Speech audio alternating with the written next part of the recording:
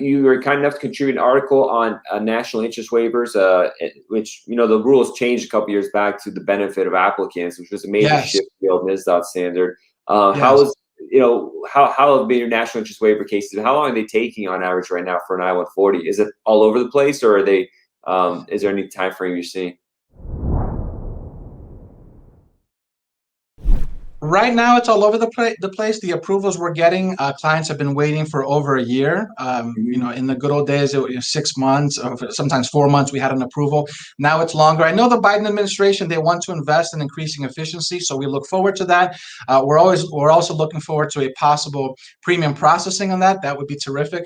But right now, clients are waiting, over a year for an approval. Let's see what happens down the road for current clients applying right now.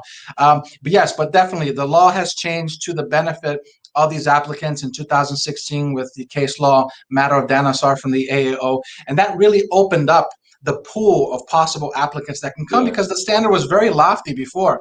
And we've been able to help a lot of people. And it's one of the reasons we've grown that part of the practice, who at first glance, you would not say, wow, they're exceptional. They're good, and they're very important to their organization. But if you dig deep and you use those concepts, you can pull a win for people that never expected to get a green card this way.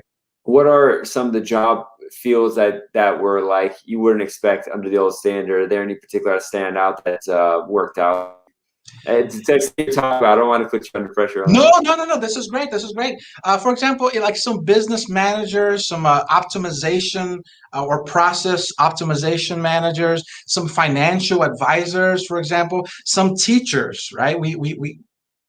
For example, special education. I had somebody who developed an app to help kids. So with Danasar, you have to be careful that your endeavor has to be something that's going to impact a population that exceeds the organization you're working with. So, for example, if it's a teacher, well, that's great. But if that's all that he or she is doing, you're probably not going to get it under national importance.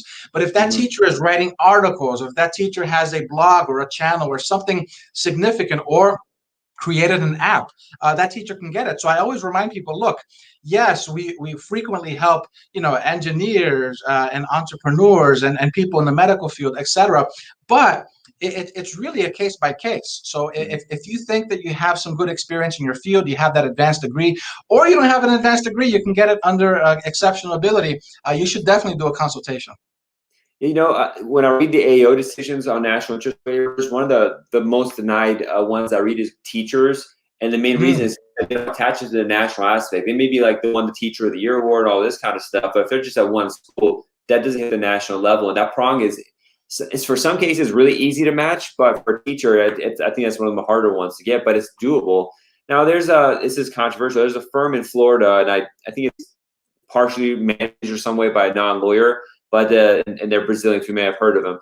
They're from your hometown originally, but they're saying like everyone gets NIWs and pilots and stuff like that, and they show approval notices. So it always bothered me. They said there's a pilot shortage. The pilots should be able to get NIWs and stuff like that. So it's always like, are they really getting it? Is it working out and stuff? But they should put a post approval notices. So I'm not sure what's going on there, but you can play with NIW if you could prove the national importance, and they're going to continue that work in the United States. It might be worth a shot. Just got to heavily document it and have some good facts to go with it. Absolutely. And I tell people, look, right now, I would say the most difficult prong is the one you mentioned. It's national importance, right? Because national importance is not like the layperson understands the word. Oh, being a special education teacher, of course, that's of national importance. But you have to prove that impact that goes beyond the organization you're coming here to serve. So if you can find creative and legitimate ways of doing that, you have a shot.